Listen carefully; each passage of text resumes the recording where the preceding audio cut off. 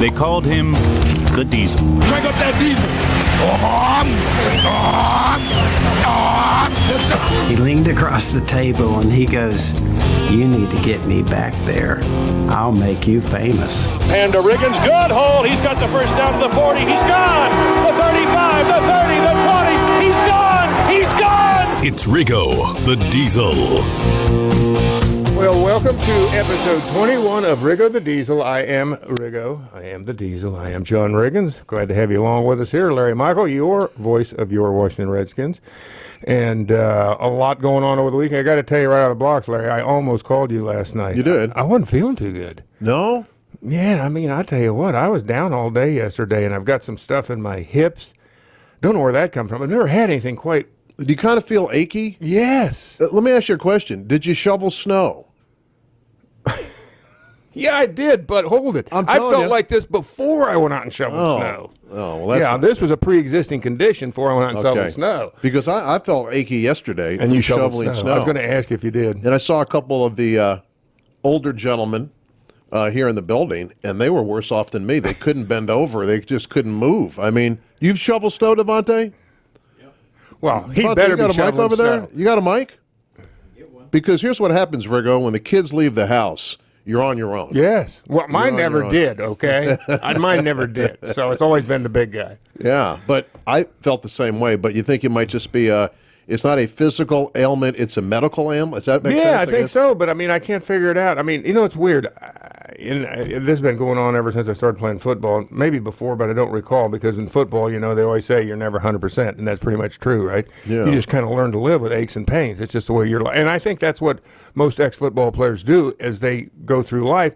And clearly some of the aches and pains they get are probably from their former occupation. Some of us, maybe we'd have been librarians. We'd still have the same aches and pains. But I kind of doubt it. But as it was when I played football, usually you'd get something, maybe last 3 or 4 months, maybe 6 months. And somehow, slowly, it just kind of went away on its own. Well, I'm at that point in my life now where I get a new ache and pain. It doesn't seem like it goes away on its own anymore. Right. And this I'm kind of concerned about because really it was really debilitating as far as if I went and I sat down for 15, 20 minutes in a chair and then tried to get up, oh, my God, it was just really brutal. And think about maybe going someplace where there's some heat? Well, that might not hurt. But my point was the great thing this morning is I woke up and when I got up to go into the bathroom, that all of a sudden I didn't notice the pain in my hips so bad. So it is. I think it's going to be one of those deals that comes and it goes. And it seems like that I had this way, way, way back when. I can't remember. It might even been when I played. Somehow I get stuff that settles down in my hips on the outside and makes it difficult to get around. That brings me to something I always wanted to ask you because, you know, being from this area, I didn't know you. I kind of knew you a little bit after you finished playing. I've gotten to know you since you've been a broadcaster. But I remember the stories of John Riggins being in traction on like the traction. And I don't even know if people, I guess they still put people in traction. Yeah, they might. Which you stretch the back out in a hospital bed where I guess they got weights over a pulley and they're pulling your spine out and all this. Was that 100% accurate? And then you would come out of traction and then play in a game in the NFL like the next day? It sounds really like, you know, because when you think of traction, don't you usually, we draw this mental picture of somebody in a hospital with casts on both legs, something around their neck, and then, you know, you got the weights, like you said, and the pulleys. That's the mental picture I have when, so in other words, it sounds a lot worse than it really is. The truth of the matter is that, I'm kind of sheepish about confessing this, Larry. But, I want to hear. But I was just kind of, you know, the first time I did it, I mean, I had a legitimate problem with my back. But I'll never forget, we were in, we played, do you remember the famous Green Bay game on Monday Night Football, lost by 1 point, 47-46 or 47? Vaguely remember that one. Remember that Monday night? Well, Stan Levine, the late Stan Levine, who was the orthopedic surgeon for the team, I told Stan, I said, Stan, my back is really bothering me. You know, and of course there's truth in it. It was, but was it bothering me as much as I was kind of letting on? Anyway, Stan says, he says, you know what? I think what we ought to do is put you in traction. So Stan drove me. We landed the plane that night. We got in here 1, 2 o'clock. Stan drove me over to Sibley, and I went into traction. You went into traction. And so I was there that week for a while. For a week? Well, I was there for 3 or 4 days, and they let me out towards the end of the week. And I they never did do it. I never was in traction on a Saturday night. Are they pulling your neck or your legs on that? They put you kind of a weight harness on your waist, and it's pulling you down, and it pulled, kind of stretching out the lower back is what they were doing.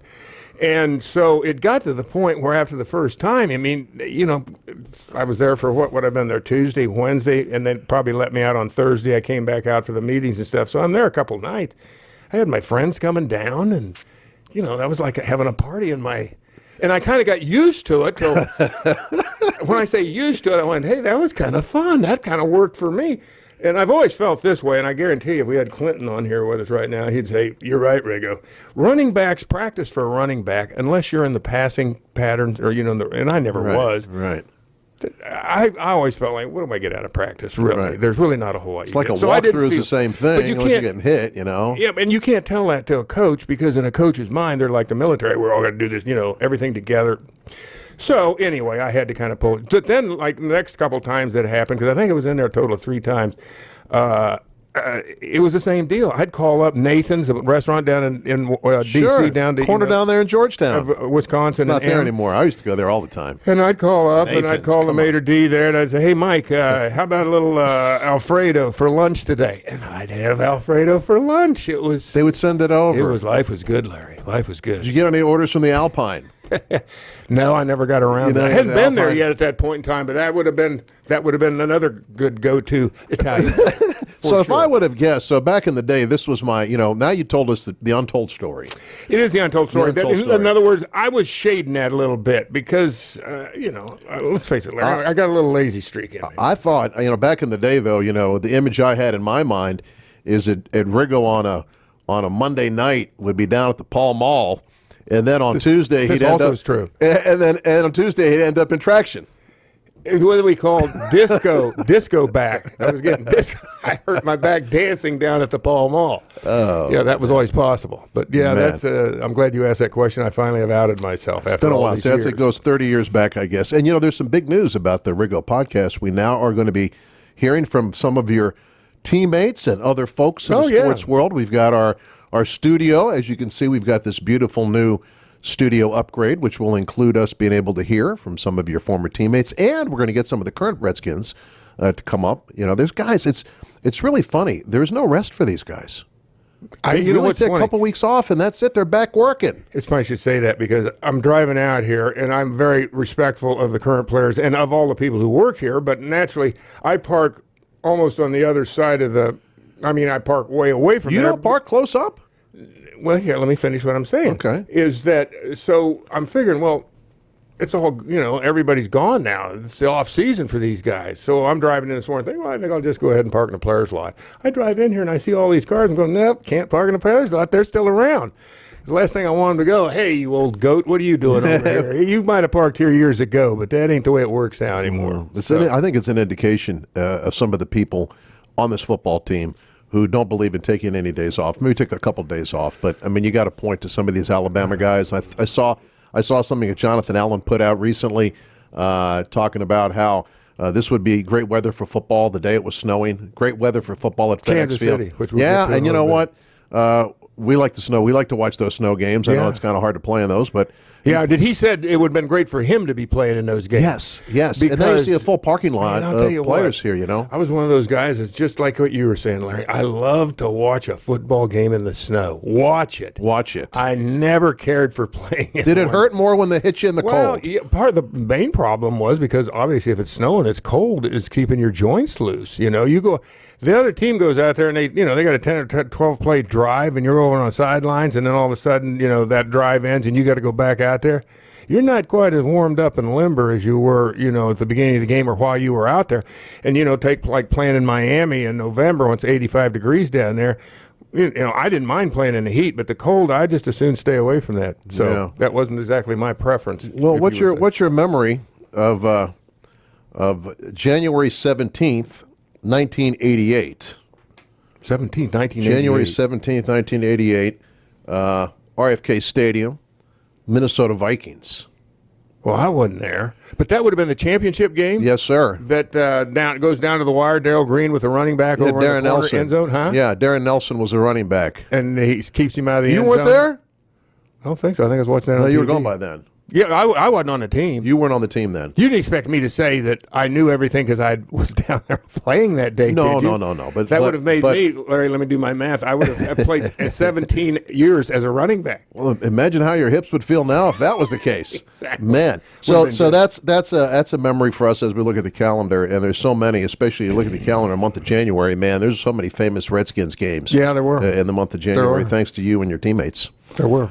All right, Take a break, helping you gotta people, read yes, there? sir. Helping people improve their lives is what should drive business. That's the belief at Koch Industries, which employs more than 65,000 people across America. The team at Koch works together to meet the workplace's changing needs in transportation, medical care, water filtration, household goods, energy-efficient building products, and everyday technologies worldwide, all while consuming fewer resources. See the innovations firsthand at KOCHindustries.com. John. Riggo here, and most of you know, I should say most of you don't give a whole lot of thought about your homes, your plumbing anyway, until there's an emergency. Now, wouldn't it be great to know all of your plumbing is in good condition, that you're not wasting water or your hard-earned cash? The team at O'Connor Plumbing can give your home a complete plumbing checkup of all your visible pipes, drains, faucets, traps, water heaters, sump pump, toilets. They'll check it all, and at no cost for the next 30 days. Call O'Connor Plumbing now to set up your at no cost 44-point home plumbing inspection. 1-833-RIGGO-44. Do it now. 833-RIGGO-44. Do it now, Devontae. If you're looking for a family-owned and operating heating and AC contractor, Bowman's Heating and AC is the company you're looking for. For over 30 years, Bowman's has serviced Northern Virginia, taking care of any heating and cooling situation that comes their way. Bowman's friendly and highly trained technicians specialize in air conditioner and furnace repair, as well as service and maintenance to indoor air quality equipment and any other HVAC equipment that you may have. Call Bowman's Heating and AC at 703-471-0452 to schedule an appointment today. Ladies and gentlemen, stand back and watch the Phoenix rise from the ashes. Stand back. It's Riggo the Diesel. I have to laugh. And Larry's laughing. You know why I'm laughing, Larry? I actually got to thinking, well, it's kind of ridiculous what I was saying.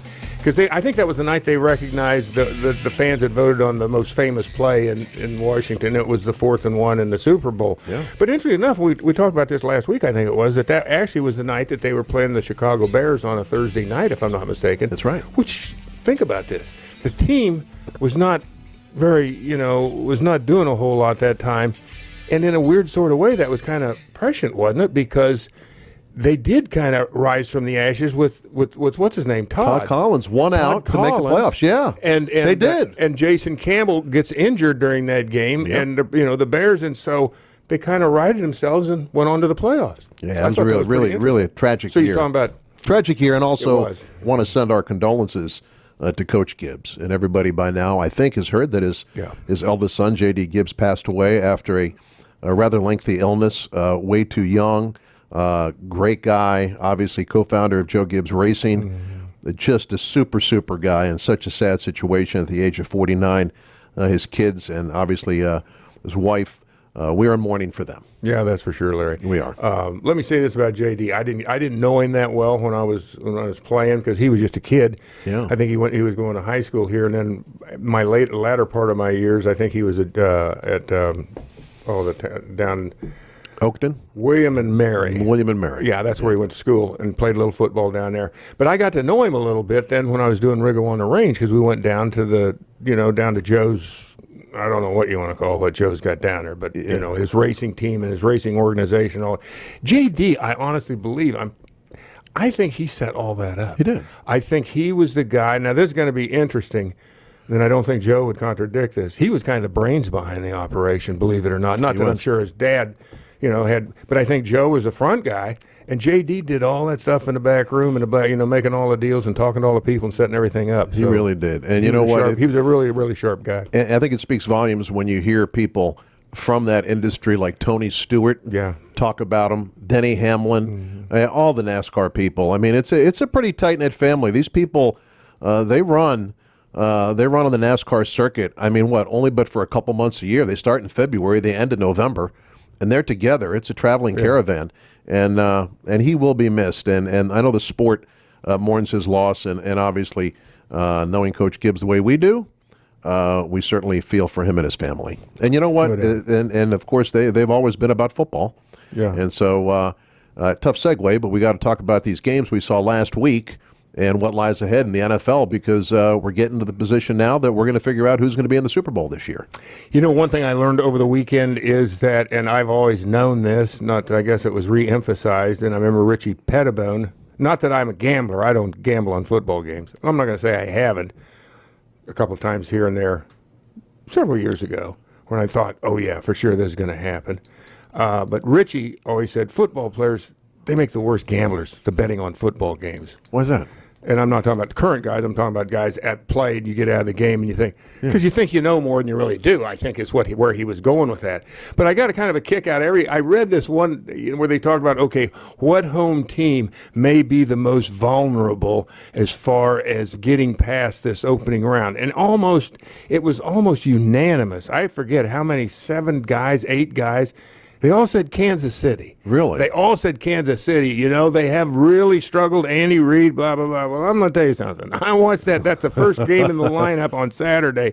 They didn't look like they were struggling one iota. They only gave up one, what I would consider a legitimate touchdown to Indianapolis. Other than that, what was it? 38 to 14, I think, or something like that. Horrible 13. game to watch. I mean, I like the snow, but it was a boring game. They got up early and they dominated, and there really wasn't much Indy could do about it, and then it was over. And the reason they all said that, and I got that. I mean, I understood it. I thought, and when they were saying it, I thought, well, yeah, I guess that does make sense, because it was all about Kansas City's defense, about how ineffective they've been all year. And you know, there's been times, obviously, and it's all true. Statistically, you look at it, they're among the back end of the entire league. But still, that's what's great about a team in a weird sort of way, is they had that offense bailing them out all season long for the most part, putting up a lot of points. The defense would give up points, but the offense would put up more points.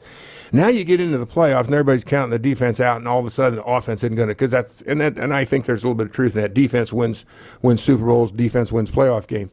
Well, now you see how it works. The offense showed up, and now the defense showed up. And I'm going to tell you something. That looks to me like a deadly combination that they've got going in Kansas City. It really does. They'll host. And the other game last week was the Cowboys falling, which we like that, and L.A. traveling to New Orleans, and that meant Philadelphia is out too. So that's good for the Redskins fans out there. But who do you like in that? You know what? Let's wait till the next segment. I want to ask you about New England's strategy against San Diego. They threw to the backs early. They threw to the backs often. San Diego's hard-charging defense. Joey Bosa takes the wide split, just coming after the quarterback. How badly did Bill Belichick outcoach the Chargers? I hope I didn't say San Diego. I've been saying it for the last 2 weeks. The L.A. Chargers. I'll never get L.A. Chargers. And although they originally were the L.A. Chargers, then went to San Diego, now they've come back. That's the one thing about, and that's what's interesting, and I don't know how much input, and I'm guessing maybe quite a bit that he has, because if he knows defense, if he knows how to stop an offense, I suppose he'd know how, or I should say, he would know how to attack a defense after what he sees. Let's back it up 1 week, and you go, and I was thinking to myself, you go back to Baltimore when the Chargers played there last week, and you saw how they just completely flummoxed Lamar Jackson. He didn't know, he might have been playing pool for all he knew what was going on. And then all of a sudden, you watch the same defense that was just all over the place, stuffing everybody, flying to the football and doing all these things. You watch the same defense, and they actually look completely hapless. And I thought to myself, I said, okay, there's a rookie versus a guy that's been in the league for 18 years, has played. New England clearly, in my mind, has such a distinct playoff advantage over everybody, and it comes from nothing other than sheer experience. They have played in the playoffs so often that it's almost a rite of passage when the season ends that's where they're going to be. It's a rite of passage that they're going to play at least that first home game, or that first game. They're going to get a bye, and they're going to play the first game at home. And you put that, this team, when you talk about a professional playoff team, I don't think there's ever been a team quite like them. And as I was saying, you had Tom Brady, and here against this rookie you were looking at, and that's what's really going to be interesting as we look forward, and we'll do that maybe in the next. Thank you, Devontae. That's a good producer, man. Huh? That's a good producer. That's excellent. He's way ahead of the game. A quick handoff, the underhand pitch. He knows what he's already diagnosed. What have I got that I need to do tomorrow to get rid of this stuff in my hips, Devontae? Because I think you know the answer. More to that. water, more lubricant. Perfect timing. Go ahead, Larry. Here's a little tip: if you need mortgage, use the pros at McLean Mortgage. They are fantastic. Buying a home can be stressful and filled. There's Joe Theismann. That's Joe Theismann. Joseph. I'm going to put him on the speaker. Hey, Joe. I'm good, Joe. I'm sitting here with John Riggins. We're on the air on the Riggo the Diesel podcast. Yeah, you're now on the air, Joe, just so you know. How about that? Yeah. I was calling to see if you could join us on the show, and I didn't want to blindside you, so maybe next week you could join us? Absolutely. It'd be my pleasure. Just let me know. Just give me a time frame. Monday, 9:30. You available Monday at 9:30? Monday, 9:30? Yeah. I'm trying to think. I'm playing in this tournament down here in Orlando. I should be okay. I'm going out Sunday night, so I should be all right unless I have to hop a plane to LA. Okay. I'll text you, buddy. You doing good? Let's say yes. Yeah, really good. Good. All right, buddy. We'll text you. I know you guys are there. Tell JR hi for me, and I'll talk to you next week. You got a deal. Bye now. Here's a little tip. If you need a mortgage, use the pros at McLean Mortgage. Buying a home can be stressful and filled with hassles. The experts at McLean Mortgage understand what's important in a financial investment in your home, seamlessly guiding you through the process to successfully own a home. Home ownership. It's so important. Smooth, amazing, easy, professional, and first rate. Just some of the reviews from their tens of thousands of homeowners. Trust McLean Mortgage. Check them out at McLeanMortgage.com. Lending as it should be. Riggo, championship games coming up. Yes, they are. Okay, time to put you not so much on the spot because we know how you hated that during the broadcast. Your final word. We're not quite at the final word point, but. Well, it is kind of, even though the game is, today's Tuesday, so it's about, 6 days away? 6 days away. The games, I should say. 5 days away, but the top four are in the final four. Yes. And so let's look at. All home teams won this past weekend. AFC, picking it up. New England on the road at Kansas City. How do you see that game? I'll tell you what's classic is in actually both of these championship games, you've got the old against the new. You got two young quarterbacks in Goff and Mahomes going up against a couple of ancient wonders, really, in Brady and Breeze. The AFC game in Kansas City, once again, you're going to get everybody playing on an even playing field, if you will. New England obviously played in 20-degree weather this past weekend. Kansas City played in something similar in a driving snowstorm. So it wasn't the worst I've ever seen, but still there was snow coming down. And so they're acclimated to what they're going to get into. This is going to be a very, very unusual. When I say unusual, I find this very hard to predict because you don't know how to gauge these things. What was going on with the Colts offense last week that they could not do anything against? I mean, was the Chiefs defense? Had they finally put it all together, and are they capable of sustaining that level of play in the championship game and beyond if they get that far? That, to me, is the big question. I don't see, and this would be, then on the flip side of that, I'd be curious to see how New England is going to try to contain Kansas City. I think I guess the way you do it is the smartest thing is if you can, you got to keep Kansas City's offense off the field because they just got too many playmakers, and that young kid, he's not overwhelmed at all. And I get that in a way, and I think you do too, because it's like somebody said, one of the announcers when they were playing on Saturday, how many locker rooms has he been in? I mean, he's almost like an old soul. That's the difference between his dad was a major league pitcher. He's been around this stuff his entire young life. He's got, once again, we talk about an advantage playoff as a rookie quarterback. I think he's a rookie, right? Or is he a second-year guy? Second-year guy. Okay, second-year guy. That's how Alexander. But first year starting. First year, it's all on his shoulders. But in other words, he's a young guy, and sometimes when you get in your first playoffs, it's overwhelming, and he hasn't shown a bit of that. So I guess where I was going with that, if you're New England, how are you going to possibly slow them down? I don't think you do. I think you got to go back to your offense, do exactly what New England did against San Diego, and just use your underneath passing game, at which they are truly expert. Move the ball in little increments. Don't go get the big chunk plays, because I got a feeling Kansas City can put points on the board as quick as anybody, the way I see it right now. So I think that's going to be an interesting game. And if I have to. You kind of look at. I kind of take in other things into effect as well, or into account, and that is that Andy Reid has been to one Super Bowl in his life as a coach. I was going to say, and he lost to the New England Patriots down in, I think it was Jacksonville, and now he's going against Bill Belichick in the championship game. In a way, it's kind of like Andy finally gets a chance for comeuppance against Bill, and who is another true professional playoff guy. But Andy's he's no slouch out there in Kansas City. I think his team is poised. They're playing at home. They'll have the home field advantage. I think New England's got their work cut out for them this Sunday in Kansas City. I think that if I had, and I don't know, do you have? I didn't look. I should have.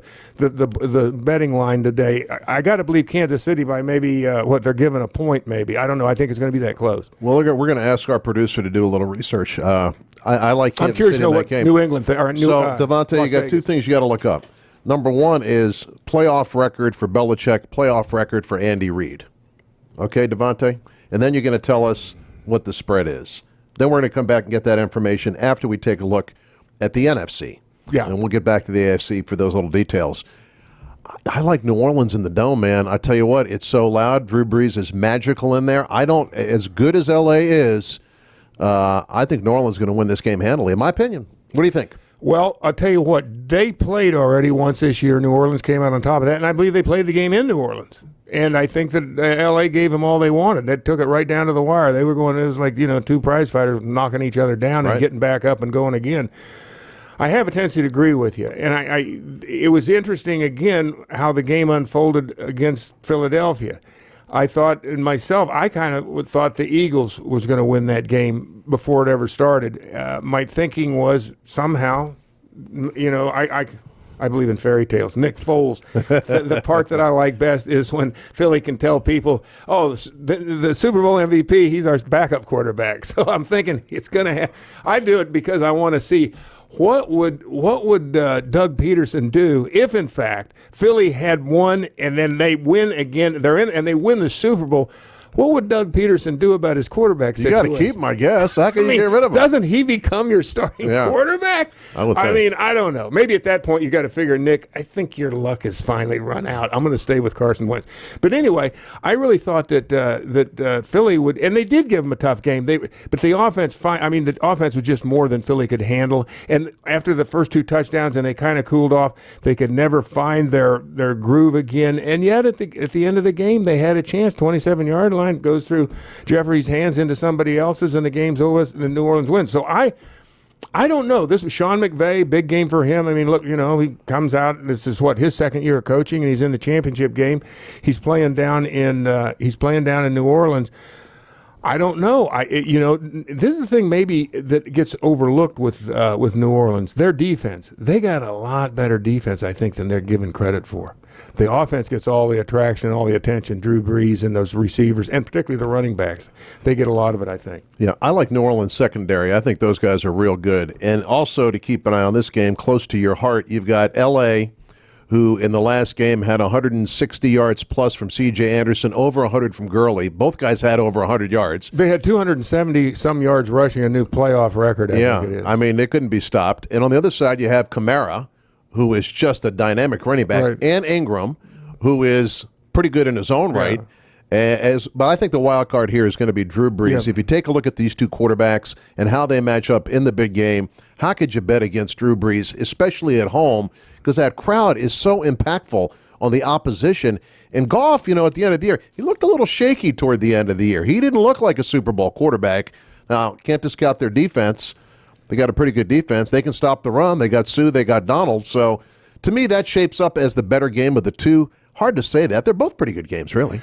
Yeah, and except for the age of the quarterbacks, I mean, you look at him, well, you can't say that. I guess what I'm saying is with Brees, he's a guy that pressure is going to be critical with him, but he's a guy that can still move around a little bit in the pocket and make things happen and buy some time with his legs. So that's what I think, like you said, ultimately I think you got to give the edge to New Orleans.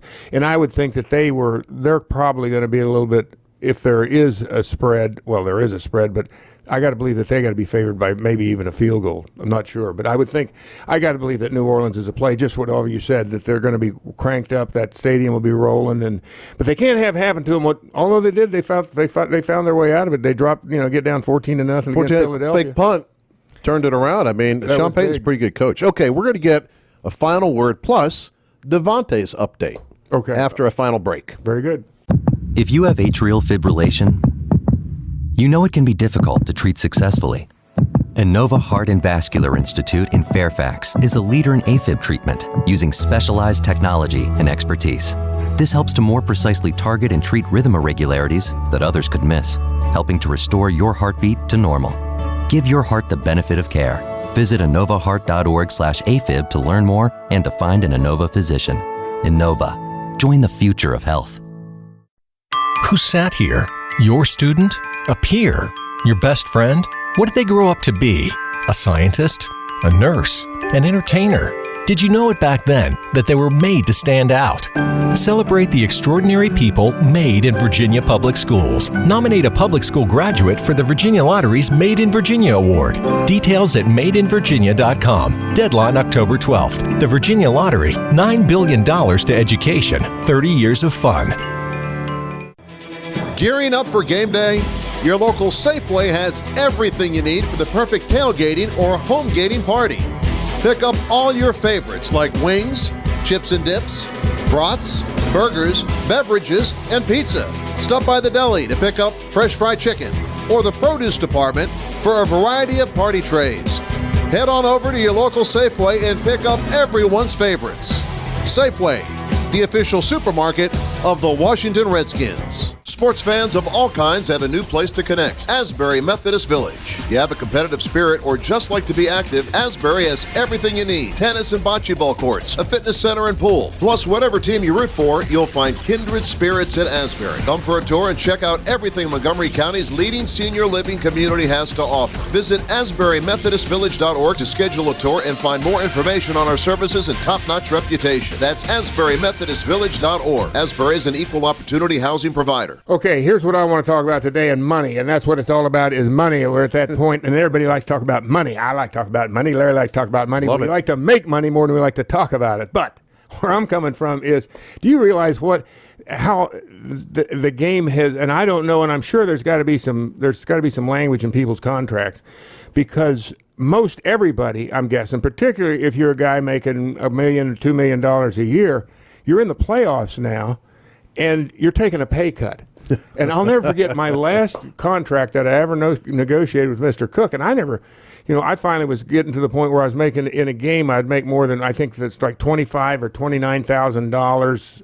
I can't remember. Well, I'm getting confused with, back then it was probably like 10 or 15 for a playoff game, maybe 20.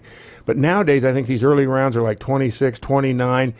But the total is, because if the New Orleans Saints are to win it all, yes, they will end up with a little bit over $200,000 per player. But as I said, Drew Brees, for an example, he makes well over $1 million a game. So he takes a pay cut. I've always found that so ironic, Larry. That sounds pretty good, though. $200,000. I mean, $200,000? That doesn't sound too bad. Larry, but for him, I guess everything's relative. If I'm paying you $1,000 to sit in here with me, and all of a sudden now we got our big beefy broadcast, and I say, hey, Larry, I only got $200 today to do the broadcast. I'd do it for the love of Riggo the Diesel. Well, I can see that. I would do it for the love of Riggo. But anyway, hey, Devontae. Yeah, you're up, man. We gave you a little research. What'd you come up with? What are these games looking like? All right, so the spread right now for the Patriots and Chiefs game. The Chiefs are 3-point favorites. Whoa! So it's pretty much dead even because they are the home team. Right. And when you're home, there you go. So that's a tough one. Yep. Chiefs going to win by 3? We'll see. We'll see. I think they can. They may win by more than that. They might just overwhelm. Touchdowns more than 3, right? Although they played earlier in the year, New England wins at 43-40. So a shootout in New England. It's going to be cold. Yeah. You also asked about the head coach's postseason record. Yes, sir. Yeah, so Bill Belichick is 28-11 in the postseason. Andy Reid is 12-13. 28-11. Means he's been in 37, 28-11. Yeah. He's been in 39, almost 40 playoff 39 games. versus Somebody was 25 talking about by that. Andy They said Reid. It's like 2.5 seasons. It's ridiculous. It's 2.5 seasons he's been in. It's ridiculous. Playoffs. John, you know what? I'm going to enjoy a 4th and 1 and watch the games this week. I think I'll do the same, Larry. Good being with you, and hopefully we'll see everybody next Monday, correct? Yes, sir. We'll be back next Monday.